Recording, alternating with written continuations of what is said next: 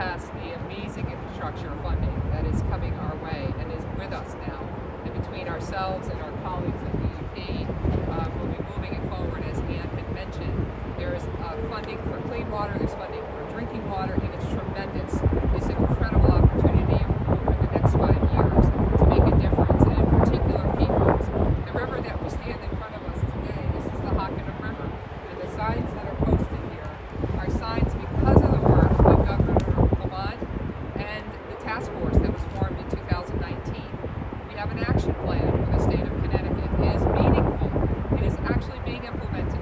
This today, and what you're seeing here today, is because of the governor's commitment to addressing PFAS. It is, as Ann mentioned, a forever chemical. It is in that once it gets in the ground, it stays in the ground. It's meant to be a tough chemical, right? It stays there and it doesn't break apart. It is unique in that way.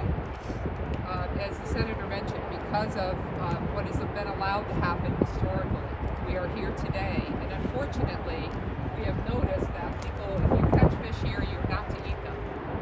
As Ann mentioned, PFAS has a variety of different public health effects. That's the unfortunate thing. We spent money stocking this area, this beautiful 13, 14 miles of stretch that we had to unfortunately make all of that river, all of the Hockanum, part of the advisory to not eat these fish until we can do more work. Ray mentioned that we have a lot more work to do to find the source, and that is true. Within 13 miles of river, there's quite a few, as I've mentioned, and speaking with a number of you that are from this area, know this area well. We know there's a number of potential sources here that we have to work on. And with the federal funding, which we thank you for, with the state funding from Governor Lamont and his support of our efforts with PFAS, with the federal funding that's going to start to get programmed in, we can make a difference. And it's meaningful to public health. As Ray mentioned, in our department, we oversee public drinking water systems and sources. We have over 4,000 sources of supply in the state of Connecticut that are public sources. We have over 2,500 public water systems that are regulated.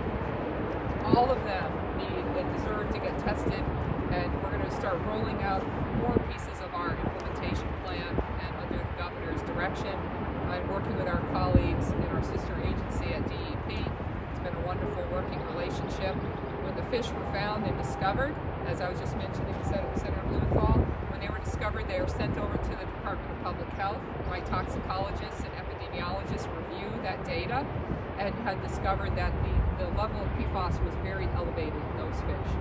So therefore, the advisory. So we have so much more work to do, and again, I want to thank the Senator for having the Department of Public Health here today, and also thank very much the support of Governor Lamont and his office to help us move forward in the way that we are. So thank you.